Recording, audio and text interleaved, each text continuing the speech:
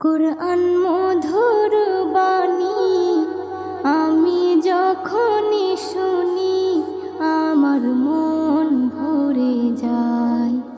কুরআন মধুর বাণী আমি যখনই শুনি আমার মন ভরে যায়। শোনো মুমিন মুসলমান, পড়ে দেখো না কুরআন, কত শান্তি পাওয়া যায়। কুরআন